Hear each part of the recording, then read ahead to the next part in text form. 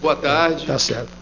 Eu queria agradecer a oportunidade aos deputados que compõem a mesa, a oportunidade de falar sobre marketing multinível e sobre pirâmide financeira. Já adianto que não atuo no caso Telex Free, que pelo visto é a maior parte da plateia aqui envolvida.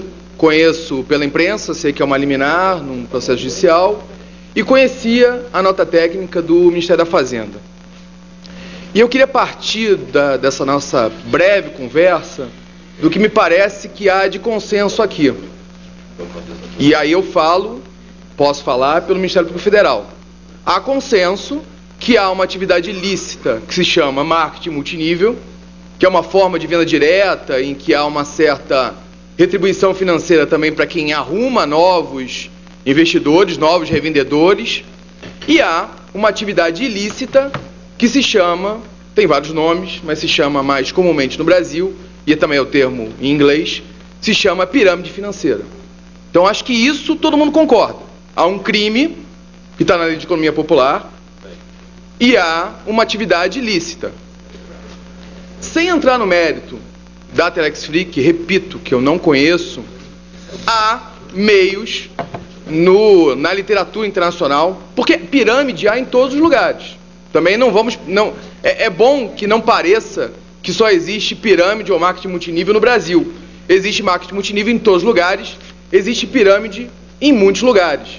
Eu fiz uma pesquisa rápida pela internet e só nos últimos 5 anos se encontrou pirâmide nos Estados Unidos, na Irlanda, na Tunísia, na Ucrânia. Então, são fenômenos comuns. A gente não está tratando aqui de fenômenos inesperados ou desconhecidos. Eu acho que um outro consenso que a gente tem aqui também, que é muito bom essa audiência pública e a intervenção do legislativo. É muito importante que o legislativo defina o que é marketing multinível e puna com mais rigor o que for pirâmide financeira.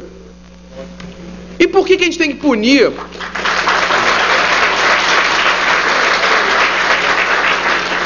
E por que a gente tem que punir o que é pirâmide financeira? Porque pirâmide financeira nada mais é do que uma forma elaborada de estelionato. O que é o estelionato? Você engana a vítima a lhe entregar dinheiro com uma promessa que a vítima acredita. A vítima do estelionato, ela entrega dinheiro e ela é enganada. Né? Tem esses filmes antigos do Mazzaropi, tem o caso clássico, né, da pessoa que vem do interior e compra o Cristo Redentor. Quando a pessoa compra o Cristo Redentor por aquele valor, ela acredita que ela está fazendo um bom negócio. Então, a vítima é que o Ministério Público visa proteger.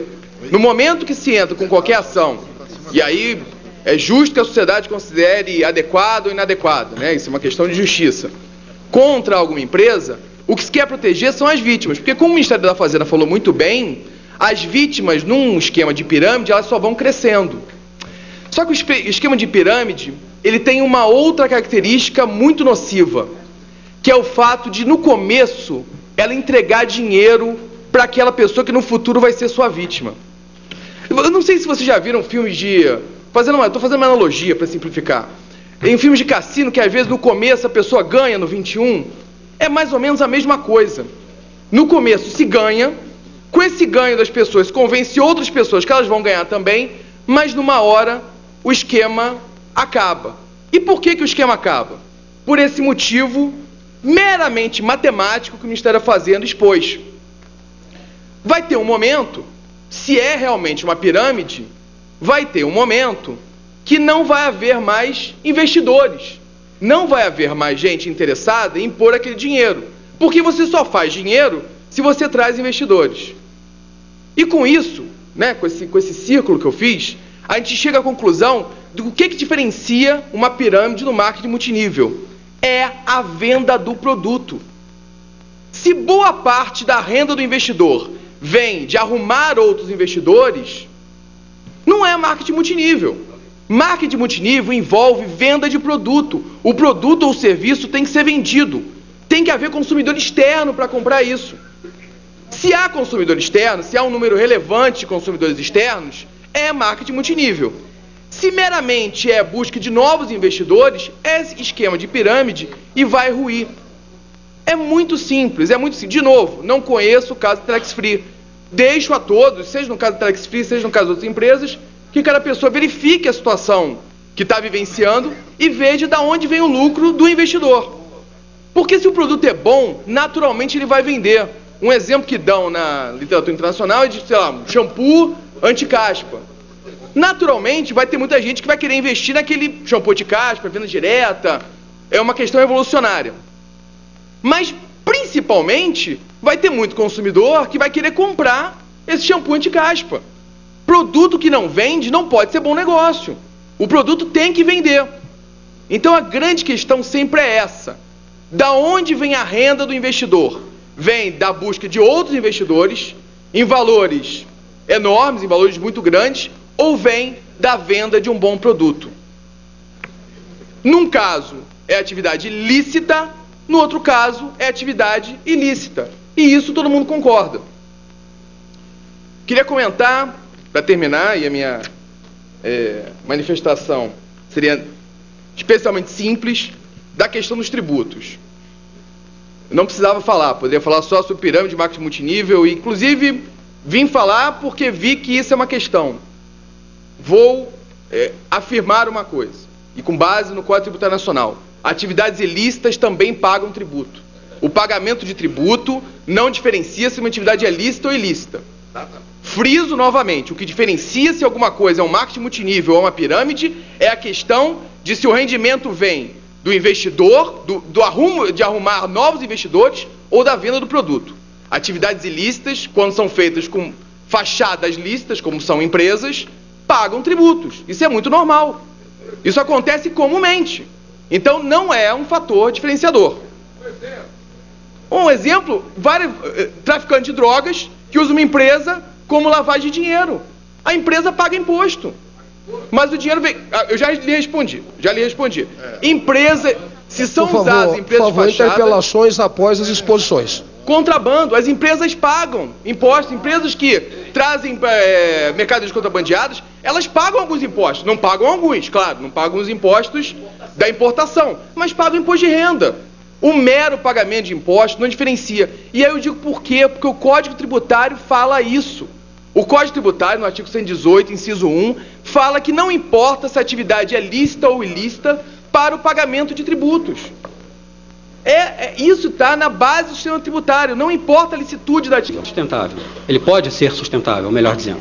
Ele se sustenta basicamente pelo valor que o produto que está sendo distribuído tem junto aos consumidores. E não exatamente à rede, mas aos consumidores. Existem pessoas, de fato, consumindo esse produto que procuram esta rede para poder ter acesso a ele. Também é importante a política de remuneração que essa empresa adota, né, perante a sua rede. Bem, o que é então uma pirâmide financeira? Uma pirâmide financeira é uma fraude. É um crime tipificado em lei no Brasil, lei que de 1951 não passou por essa legislatura, mas passou por essa casa. E ela se apresenta, geralmente, ao seu público como uma oportunidade de investimentos.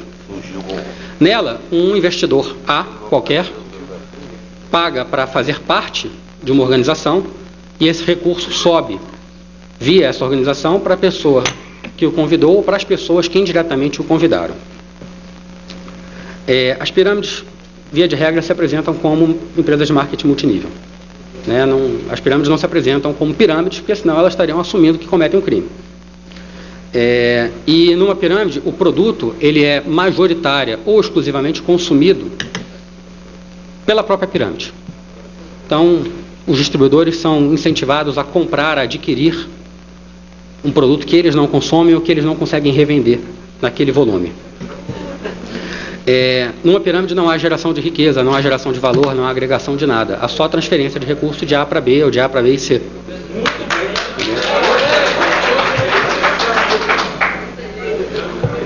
E ao contrário do marketing multinível, uma pirâmide não é sustentável. Né? Uma pirâmide... Por favor. Vamos ouvir a exposição. A pirâmide não é sustentável exatamente porque, como eu acabei de dizer, ela não gera um valor, ela não promove uma riqueza ela não substitui essa rede de distribuição, né?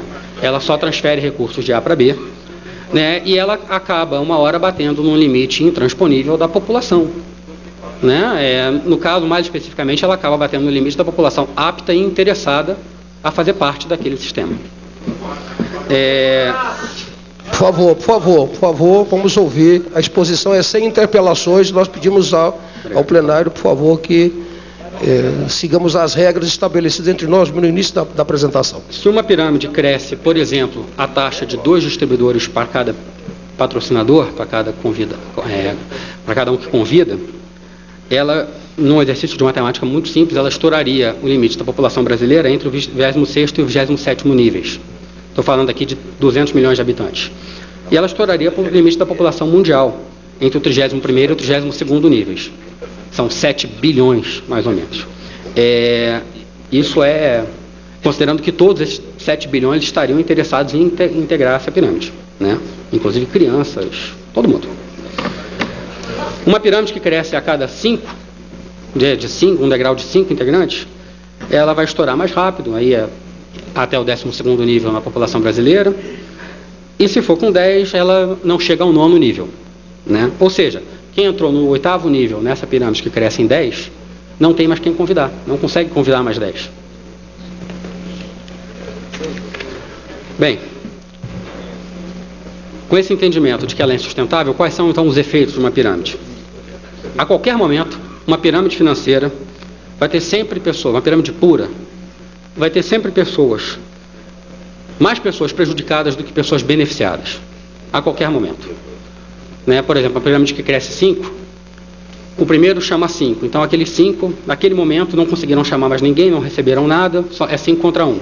Esses 5 chamam mais 5, eu tenho 25 contra 26. Esses 25 chamam mais 5, eu tenho 125 contra 31. Você vai ter sempre mais gente prejudicada do que gente beneficiada. Segundo, quanto menor o grau de educação financeira do cidadão, mais ele está exposto ao risco de não perceber que se trata de uma fraude e ingressar em uma pirâmide financeira. E maior ainda é o risco dele não perceber que está na hora de sair.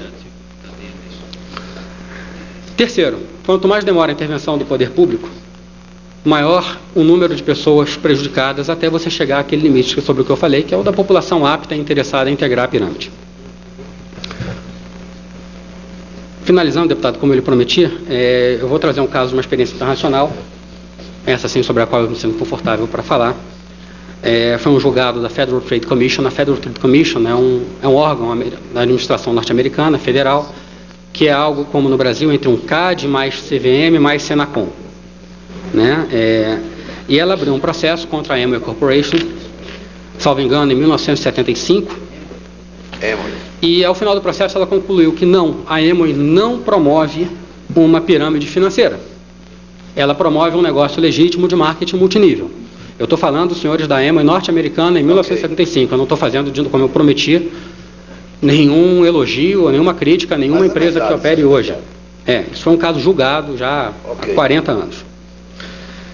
Porém, ela percebeu que o sistema de remuneração da Amway trazia riscos à formação de pirâmides dentro de um sistema legítimo.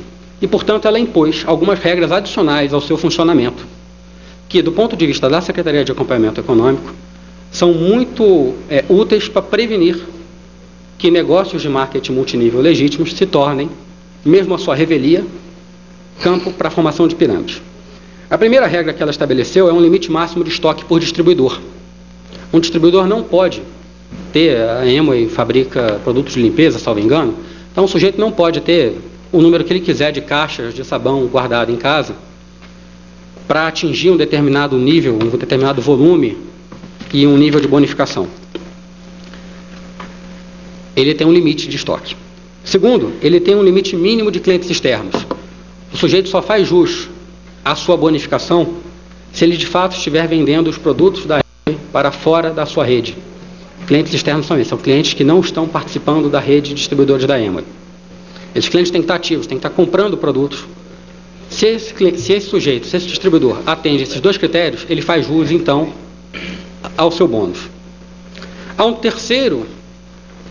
terceira hipótese, uma terceira regra estabelecida pela FTC, que eu acho importante ressaltar, que é sobre a remuneração dos seus distribuidores. Pirâmides financeiras, como eu disse, fazem uso frequentemente de promessas de ganhos muito altos, irreais numa economia tradicional, numa economia normal. A FTC determinou que a Amway tinha duas alternativas. Ou ela apresentava o ganho médio do seu distribuidor, falava, meu distribuidor fatura, sei lá, $500, $800, $1.000 por mês. Ou, se ela quisesse apresentar aquele caso extraordinário do sujeito que fatura $1 milhão por mês, ela pode. Contudo, ela tem que indicar com que frequência isso acontece. Isso é 0,1% da minha rede. Isso é 1%, isso é 10%, não sei. Então, é um caso, na verdade, de evitar propaganda enganosa para atrair as pessoas para participar de um sistema de marketing multinível. Era essa a minha apresentação. Eu agradeço mais uma vez aos senhores. Senador. Que não que sejam menos importantes. Um segundo encaminhamento. Ministério de Santos, no meu estado de São Paulo.